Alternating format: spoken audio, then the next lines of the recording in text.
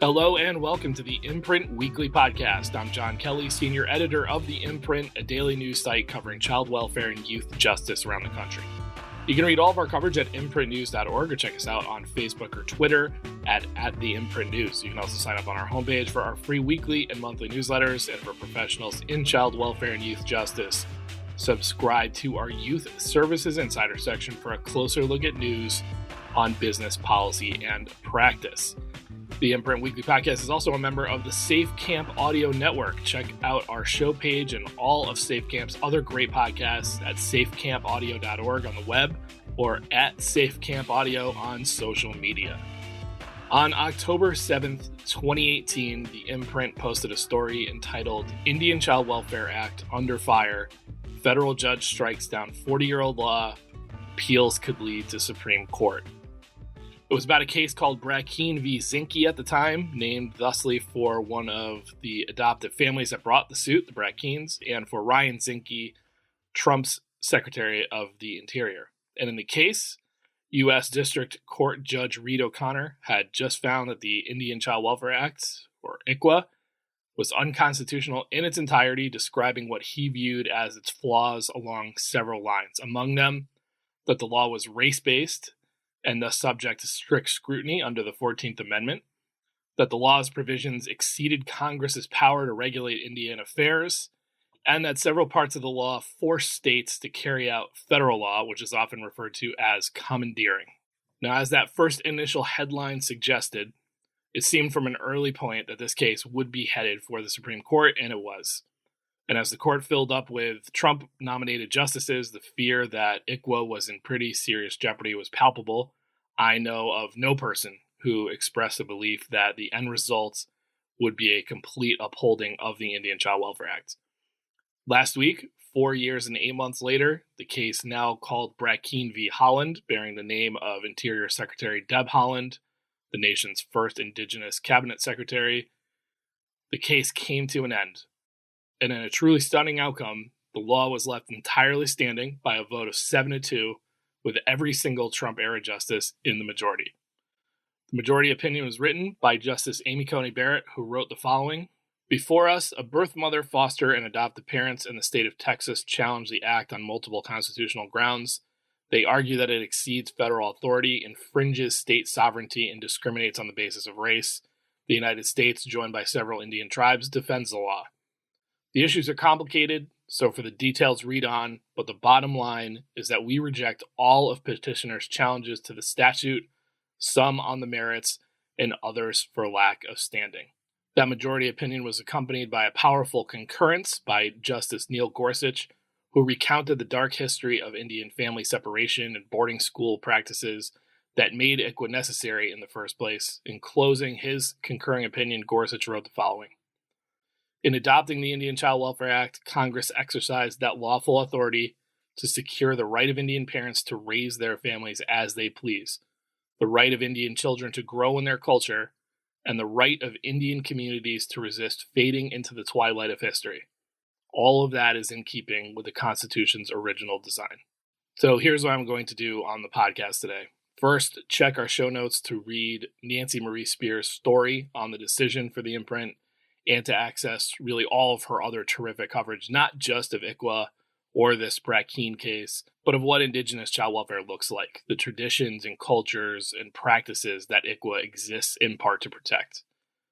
I'm going to briefly go over the opinion, but again, read Nancy's story for a much more in-depth breakdown of that and the history that led to this decision in this case. And then we're going to feature interviews with three women closely connected to this Brackeen case. Kate Fort, one of the foremost experts on the Indian Child Welfare Act in this country, who assisted with the tribe's preparation for the Supreme Court oral arguments.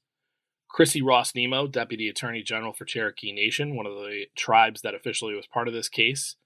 And Rebecca Nagle, journalist and architect of the podcast series This Land, whose second season was entirely about the Indian Child Welfare Act in this case and helped to educate, I'm guessing, millions of people who might not otherwise know about this law, what this law is, and its connection to the bigger picture when it comes to Native American culture and sovereignty.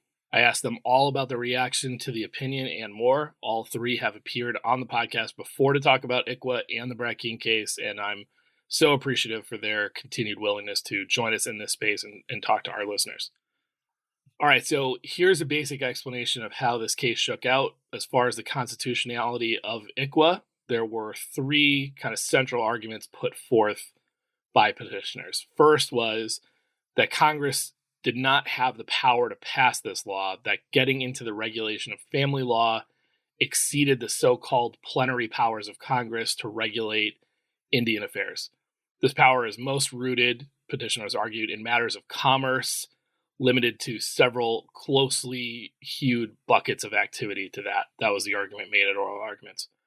The majority opinion squarely rejected this claim, while acknowledging that a boundary does exist to plenary powers, and conceding that this boundary has never fully been defined. It affirmed that ICWA lies well within those bounds, whatever they are. Justice Gorsuch was a bit more forceful on the subject of refuting the notion that only purely commerce-related activities are in the purview of Congress when he wrote, in his opinion, at the risk of stating the obvious, Indian commerce is hard to maintain if there are no Indian communities left to do commerce with. Second argument was around the so-called anti-commandeering doctrine, the argument that Indian Child Welfare Act amounts to forcing states to carry out law on the federal government's behalf. No sale there, the majority said, the key reason being that for such an argument to prevail, the law in question has to pretty much only command state governments. And I'm going to quote here from Amy Coney Barrett's majority opinion. The record contains no evidence supporting the assertion that states institute the vast majority of involuntary proceedings. She was writing there about involuntary proceedings around child welfare. And she went a step further with a line that I think might resonate past this case. And here is that line. And even when a child is trapped in an abusive home, the state is not necessarily the only option for rescue. For instance, a grandmother can seek guardianship of a grandchild whose parents are failing to care for her. So with those arguments, the challengers of ICWA in this case lost on the merits. The other argument was that certain parts of the Indian Child Welfare Act violate the Equal Protection Clause, which, were that to prevail, that argument, would essentially designate ICWA as a race-based law, as the initial judge in this case, Judge Reed O'Connor from the District Court in Texas, had claimed. And that would trigger major potential ramifications all over Indian law, not just with ICWA.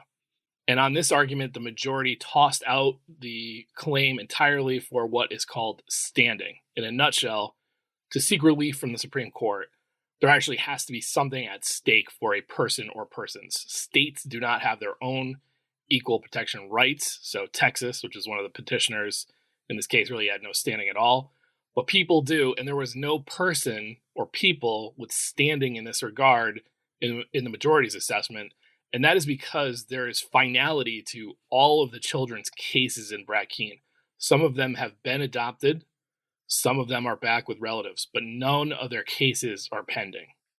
It was, as you are about to hear from our guests, an absolutely astonishing outcome. I suppose I was on the side of the optimists when it came to ICWA, and that on this podcast, I think I prognosticated that after oral arguments, striking it down entirely was off the table, and that the likely scenario would be that the provisions most tied into government process would be the ones to go. So that might have included qualified expert witnesses at trial.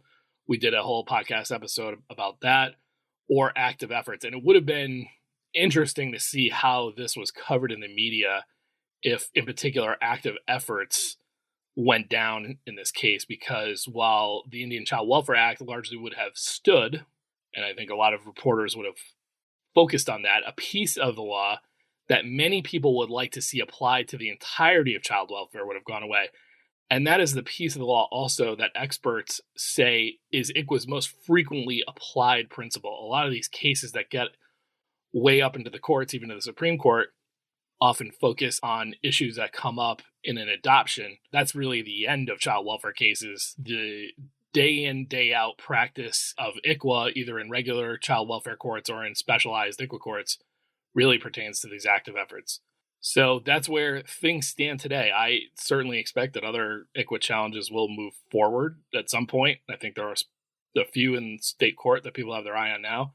Though I do think finding 4 Supreme Court justices to grant what's called certiorari and hear another case just got way harder. I think it is pretty significant that there was a 7-2 majority in this case. You need 4 justices to grant cert and hear oral arguments in a case.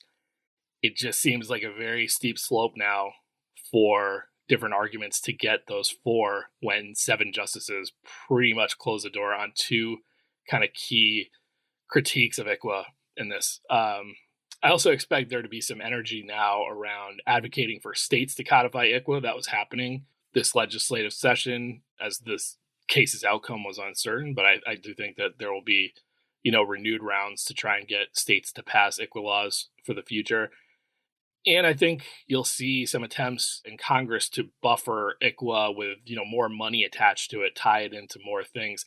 I also think now that this case is over, we could see the Biden administration put out what has been a long-awaited plan for new data elements for annual child welfare data collection. That will include, for the first time, dozens of pieces of information tied to ICWA. We've talked about this on the podcast before, but I'm not going into the whole long history of this, but the Obama administration put forth a plan for collecting a whole bunch of new data, particularly around ICWA in 2016, kind of on their way out the door. I think it was in 2017 that they put the plan out. Trump froze that, rewrote it. There were still ICWA elements in there, but far less of them. And there is a pending lawsuit over this whole thing.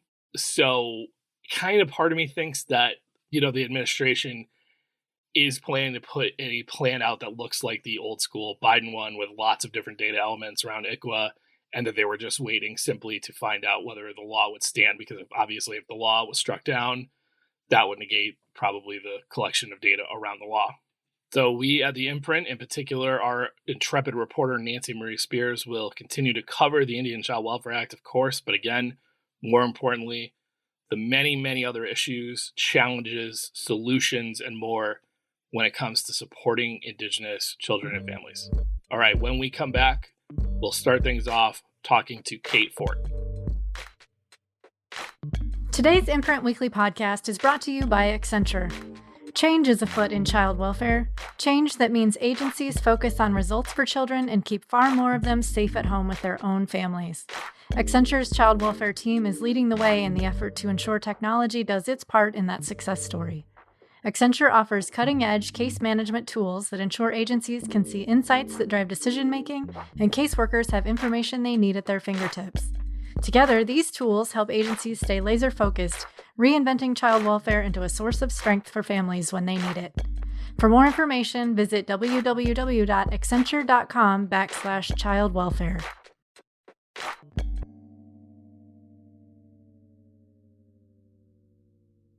We are joined now by Kate Fort, director of the Michigan State University Law Clinic. She also runs the Indian Law Clinic, assisted in the legal prep a little bit for this Brackeen case, and a frequent contributor to the always excellent Turtle Talk blog.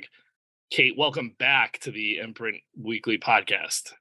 Oh, thanks for having me. It's good to be here. And on Interesting such days. a happy day.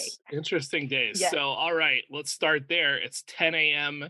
Eastern time on Thursday, June 15th. The court begins to release opinions for the next to last time this summer, I think.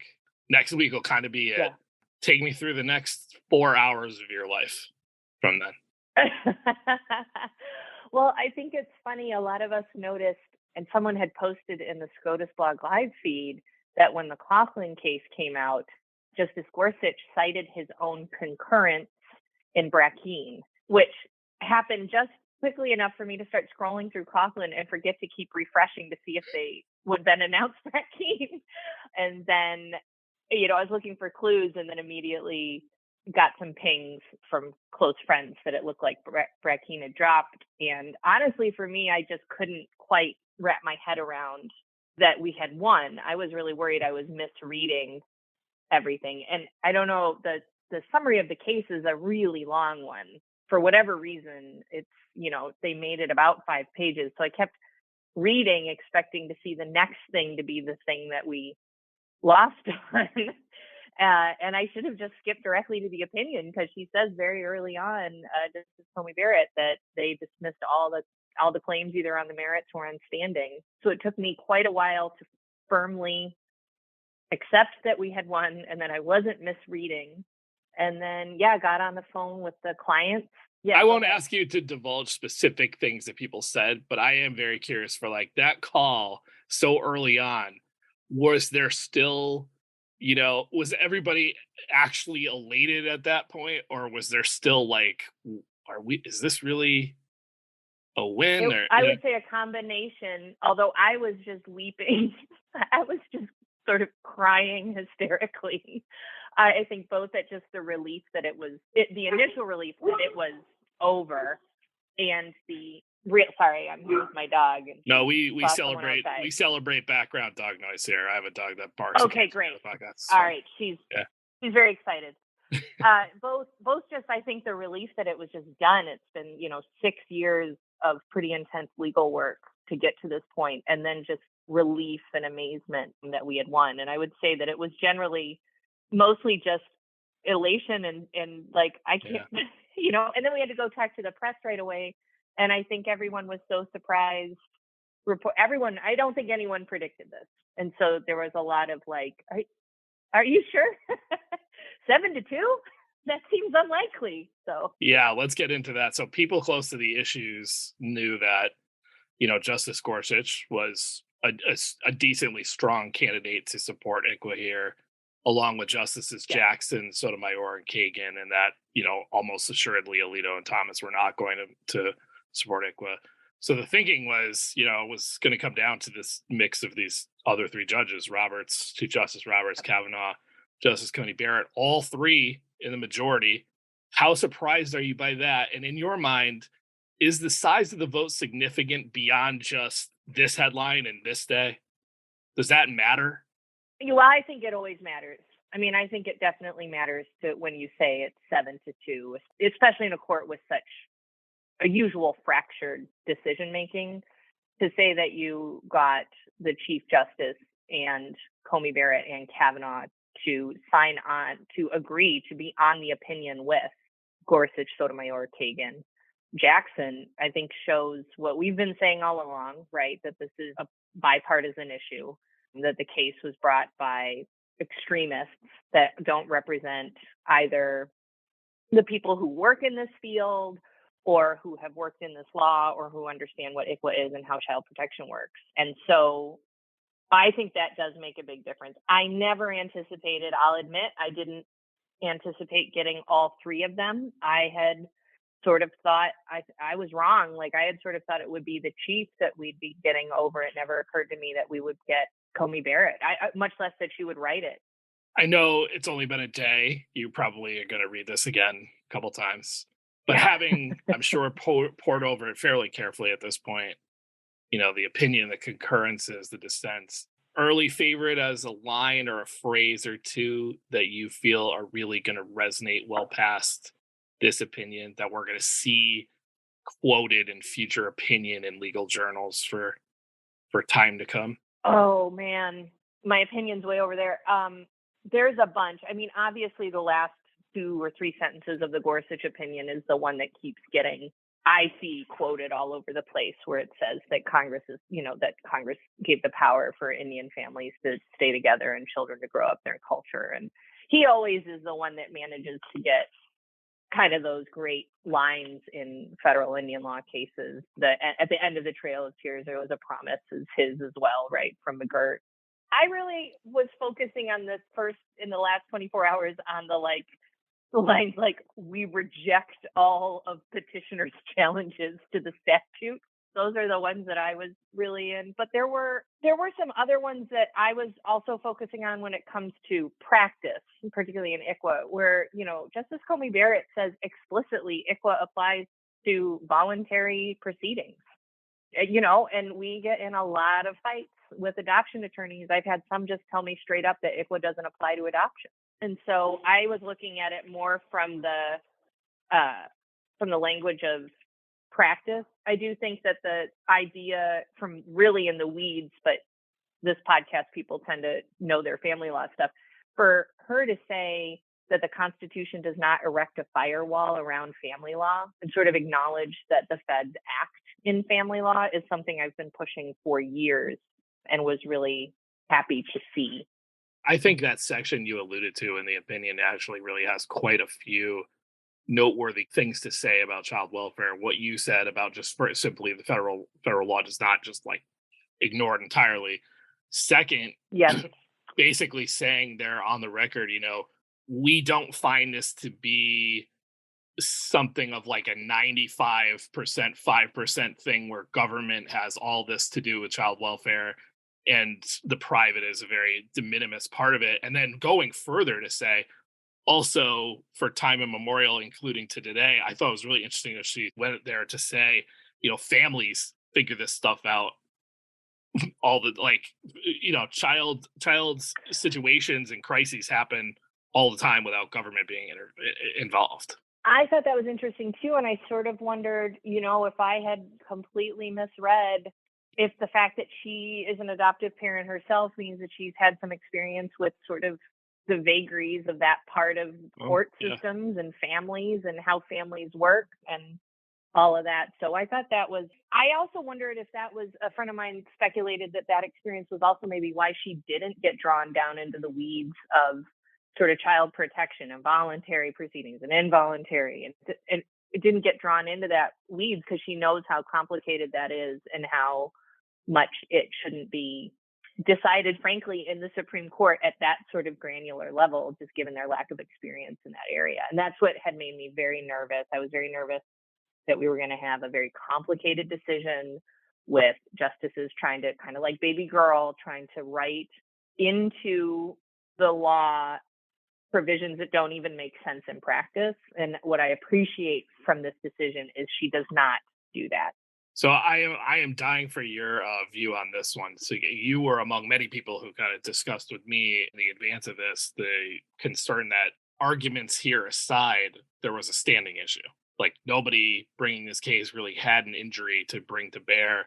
Certainly when it came to certain aspects and arguments, whether Texas and the families had that injury to be remedied. And justices ended up agreeing with that, even though it really didn't come up much in the oral arguments when it came to the arguments around ICWA violating the Equal Protection Clause. But in the wake of this opinion here, it kind of seems, I kind of got the vibe from like both supporters of ICWA and people who are not pleased with this outcome, that this is now, leaving the door open for future challenges. So what's your view? Is it a situation where once they take the case, you kind of want them to decide on the merits, even if you didn't think it has standing, or where do you come out on this? I think it is a long road from, a Justice Kavanaugh concurrence saying, well, equal protection might be an issue here and I'd like to see it, to getting another case involving ICWA and this particular posture in front of the court.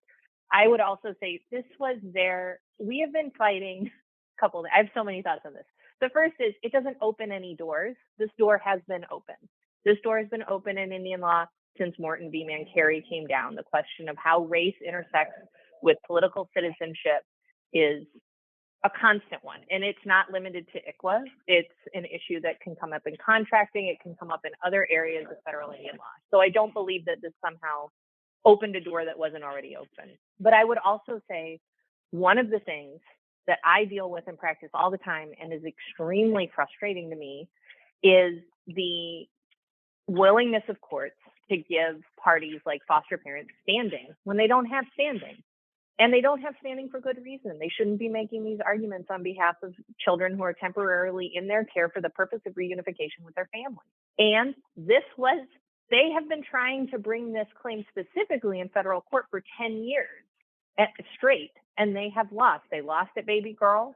They lost in the Goldwater litigation. They've lost in other, what I would consider sort of minor federal cases that came up that didn't get as much attention. And they frankly lost here. This was their best bet. This was their biggest case. They got to the court.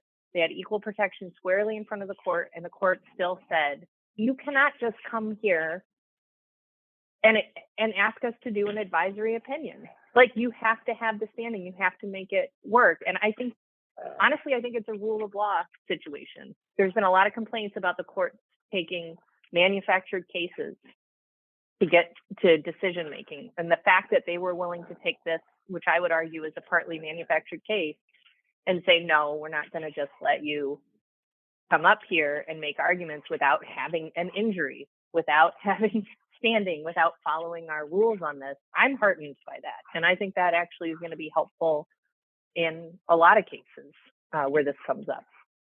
All right, Kate Fort, Michigan State, Turtle Talk, all of those things. Thanks for joining us on the Imprint Weekly Podcast. Awesome. Thank you for having me. Thanks for reporting on this.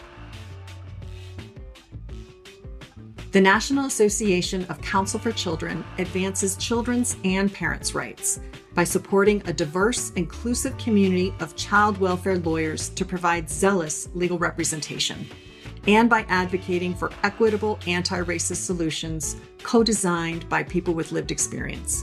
Learn more at naccchildlaw.org, counselforkids.org, and at our 46th National Child Welfare Law Conference this August.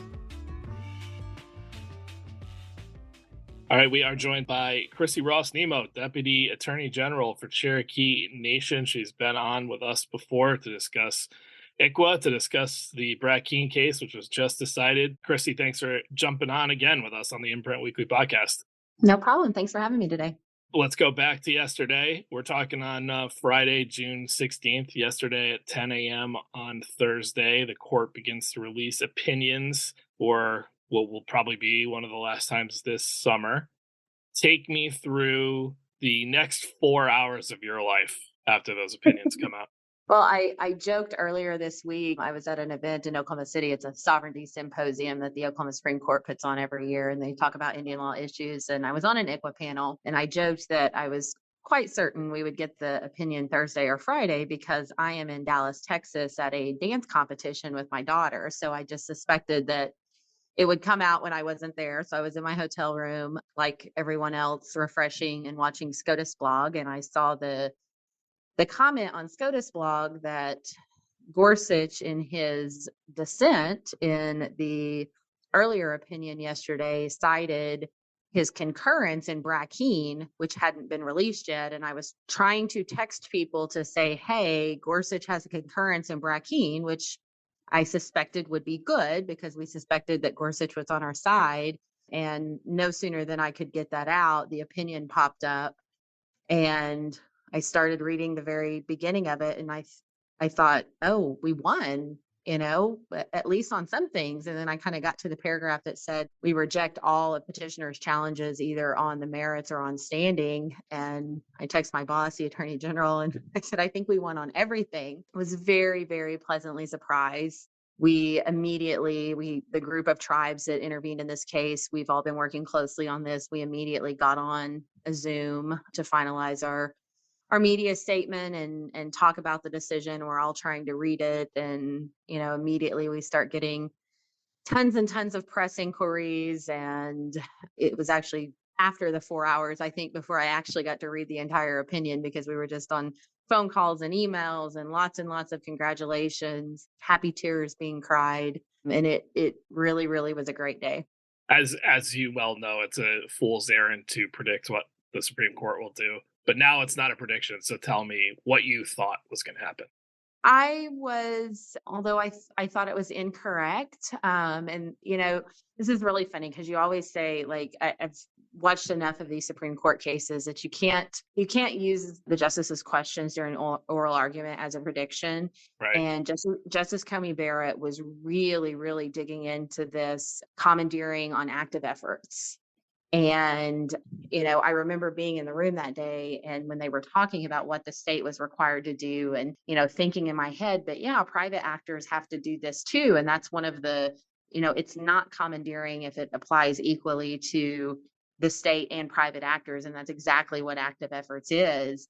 And during oral argument, she really seemed to be buying the argument that active efforts requirements on the state were a violation of anti-commandeering. And obviously, she wrote very eloquently that they were not.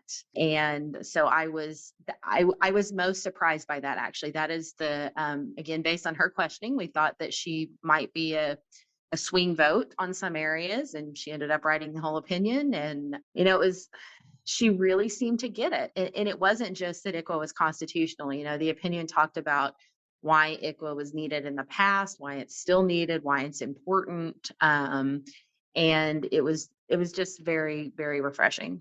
Yeah, that was going to be my next question, was just simply what aspects of the opinion surprised you the most? So it sounds like her views on anti-commandeering. Were there any particular comments, phrases from this opinion that jumped out to you, resonated the most, you expect to see quoted in legal briefs? I think going forward? Probably Gorsuch's entire concurrence. That's a pretty long quote. That was a couple pages long. Yeah. But we expected that. I mean, he has been strong on Indian country issues. Again, it was obvious at oral argument that he believed that ICWA was constitutional, that there was a need for it, that there was a need for it to continue. And, because it's a concurrence, it's not quite as strong to be citing. But, we have a case in Oklahoma right now that came out from our Supreme Court on the exclusive jurisdiction provisions of ICWA. And we're actually, the state is seeking a rehearing on that, and we're supporting that. And there's a line in the majority opinion about exclusive jurisdiction over Indian children on reservations that's really helpful for us. So my kind of immediate next steps, that is the one that I will see, that I think we will be using. I think that there was a really important line about placement preferences in there, because I don't actually have the opinion in front of me right now, but it was in the majority, and it was a comment about how tribes can direct placement of Indian children even over both parents, and it was summarizing the Holyfield case, but it was talking about placement preferences, not jurisdiction. And I think that may be placement preferences, at least in my experience, still tends to be one of the areas that's pretty highly litigated. I think that one could be helpful. On the downside of this opinion, that I don't want to be an naysayer, but the court didn't decide equal protection. They decided that in this case, neither the individual plaintiffs or the state of Texas had standing to bring that challenge. I suspect that some of the anti-ICWA forces that we've seen over the last couple of years will be looking for cases where there is standing to challenge equal protection, because the court, I think there's some implications in the decision that they rendered that it probably doesn't violate equal protection, but they didn't decide that. And they just said that, we're not going to decide this issue because the parties that raised it don't have the ability to raise it. So it's not a complete, closing the book on ICWA challenges, but it's still very, very helpful, and really couldn't have been more pleased yesterday. So on the thing you just brought up about the equal protection, which was, as you described, that was cast aside for standing, not kind of ruled on as far as the merits of the argument. I'm just curious if the opinion as you read it suggests to you that either of the two conservative justices, other than Kavanaugh and the majority, seem particularly interested or open to that. I mean, he filed a concurring opinion, basically sort of indicating, like, I would like to hear this if there was standing. Yeah, the other two, like, do you get, because that's just 6-3 at that point, I would think. Right. I think because, minus the two dissents in Kavanaugh, because of the way that the opinion was written on Congress's plenary power and talking about all of the other Indian laws that have been upheld, it doesn't seem like there is an appetite for the court to engage in an equal protection challenge. And, if they were to, the current make of the court, I think it's a pretty good, like you said, I think we might get a 6-3, and I don't know that, Kavanaugh, even saying he's willing to entertain it, I don't know that means he would find that it's a violation of equal protection. So, if that's, 5, 6, 7 years from now, if that question makes it back to the court, which we could obviously have a different court makeup, but I feel pretty strongly that it survives. Did Cherokee Nation have like a plan for what happened next if this went a totally different way? Was there like... There were kind of multiple plans. All the tribes were talking about if there was, if it was a commandeering issue, could legislation that tied ICWA to spending, to federal foster care dollars, could that happen? Obviously, if there had been an equal protection loss, I don't know that there was a whole lot that could have fixed that. But there were some other scenarios, again, active efforts, if that could be under the, Adoption and Safe Families Act, if that could be tied to spending, could we do active efforts for all kids, not just Indian kids? There wasn't really any kind of concrete plan because until we knew what the decision was and what it said, and if it did find parts of ICWA unconstitutional, were there legislative ways to fix that, and without, having an opinion and reading it very closely. But I think not just Cherokee Nation, but everyone in Indian country was kind of constantly thinking about what can our next steps be, worst case scenario, in the anti-commandeering or the Article 1 argument, state ICWAs would have been an option. And we've seen, I think it's 3 states this year have added state ICWAs. So we might have talked about a really big push in states that didn't have state ICWAs, doing some state law work there. Last thing for you, I noticed that you tweeted out yesterday, what a great victory for tribes and Indian children and families today, but bittersweet remembering the girl who will turn 14 in a few months, growing up far away from her family and her tribe. Just for listeners who might not know what you meant there, can you talk a little bit about where you're driving at with that? Sure. So that was Veronica. The last ICWA case that we had before the Supreme Court was adoptive couple v. baby girl. At the time that the case was decided, a 4-year-old Cherokee child who had been placed for adoption, and at 2 years old, her father regained custody, and at 4 years old, she was returned after the Supreme Court decision to her adoptive parents. And she was Cherokee child. Cherokee Nation was involved in that case, involved in that family. I knew the child, and time passes quickly because people call it the baby Veronica case, and she's a teenager. And, that was a very different kind of case because it was about whether or not ICWA applied to the specific facts of that case, not a challenge to ICWA in its entirety, but right.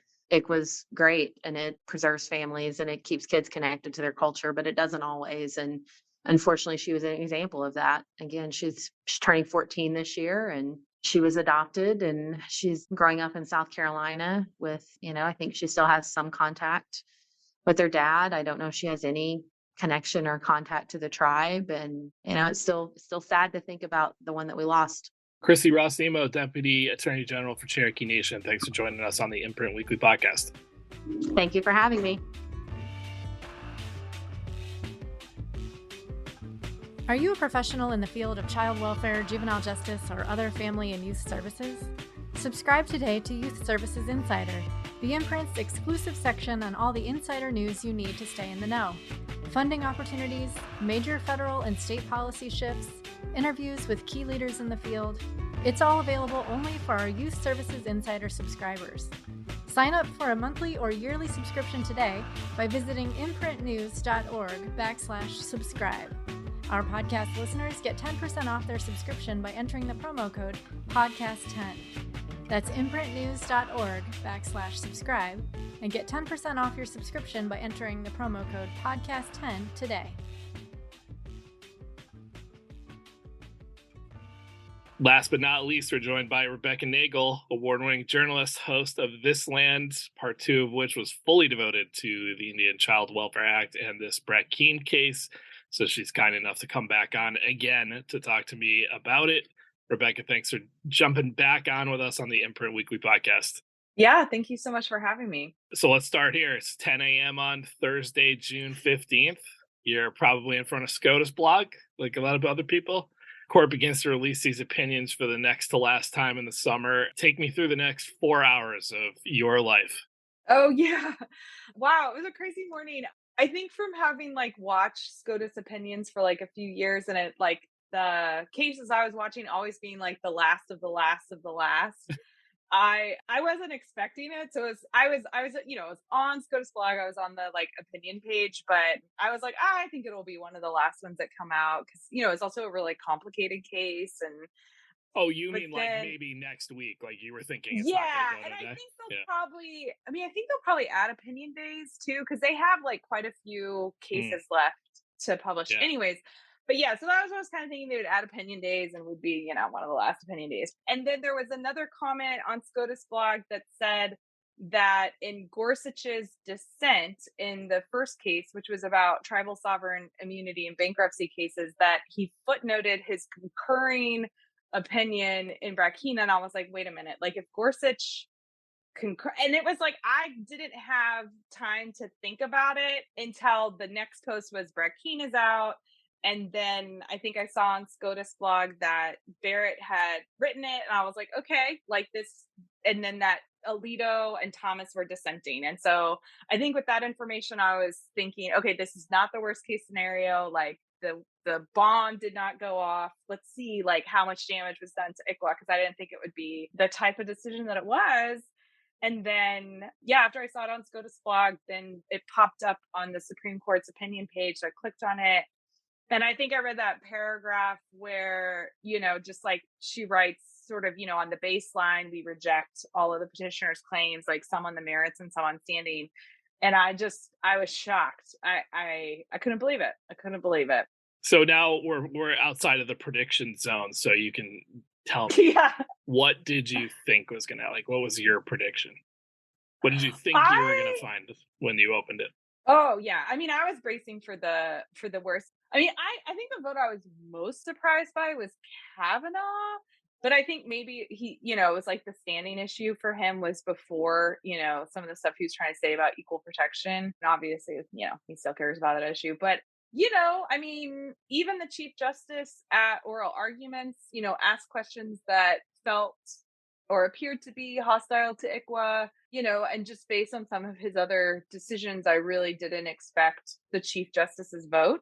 Yeah. And so I thought that the best case scenario was a decision written by Barrett, but I thought that would be something where like parts of ICWA were struck down. So like maybe she asked a lot of questions about active effort. So I was like, maybe small provisions of ICWA were struck down based on anti-commandeering or something like that. And so I thought the best case scenario was that ICWA was not struck down entirely. And that also, because you could strike down the placement preferences based on equal protection. And then that, even though ICWA isn't completely gone, that's still like a bomb going off in terms of tribal sovereignty. And so, so I thought the best case scenario was a narrow loss. I did not expect for the plaintiffs and for Texas to lose on every ground. Do you know a single human being on this planet that actually felt going into it that this was going to happen? I do not. I'm not aware of a person. Yeah, I haven't talked to anybody that did. Yeah. Lines, phrases that jumped out to you. I'm sure you've read it at least 2 times, right? You're two times through. So what do you feel like is going to be, commemorated in time? We're going to see it quoted, in and everything. I mean, the way that Barrett wrote her opinion, I think probably one of the strongest parts of Barrett's opinion is where she talks about the broad powers of Congress to pass laws when it comes to tribes and tribal citizens, or, in the arena of what people call federal Indian law, and what parts of the Constitution those powers are drawn from. And so, I mean, she sort of almost laid it out like a textbook, like sort of, she went through the Commerce Clause, the Treaty Clause, some pre-constitutional powers like the trust relationship. And so I think, Justice Thomas, which he, wrote about in this opinion, has had a long-standing position, and it's sort of has been bouncing around in some conservative circles that, the Commerce Clause just means money. And so if it's not about money, then Congress doesn't have this broad recognized, or what people call plenary authority. And so I thought that was really strongly worded. I mean, I think the lines from Barrett's decision that stuck out were like almost sarcastic, she's talking about like proving in anti-commandeering that, that it applies to state actors and not like to state and private actors. And she she said something like, that's a heavy lift. And you haven't done it. She had a little bit of a line that I feel like was referencing back to oral arguments about, how things don't just come out of the atmosphere. I mean, I think the language, and I think Gorsuch has sort of now become known for writing these kinds of opinions. I think the language that, is like the most dramatic is in Gorsuch's concurring opinion. I think where he spends a lot of time detailing the long history of the removal of children in Native communities is really powerful. I think in these cases, there has been a lot of, lip service to how ICWA is so unfair to non-Native foster parents without really understanding the perspective of why ICWA is important from the perspective of Native people. And I feel like Gorsuch cares about tribal sovereignty, from the perspective of, obviously he's not Native, but from the perspective of indigenous nations and how are we experiencing these laws? And so there was one line that really hit me where he was talking about, prior to ICWA, children being removed just because their family lived on a reservation, and social workers thought, reservations were places that children shouldn't live. And he wrote something like, so those same Native families that were literally forced onto these lands at gunpoint, then later had their children removed because they lived there.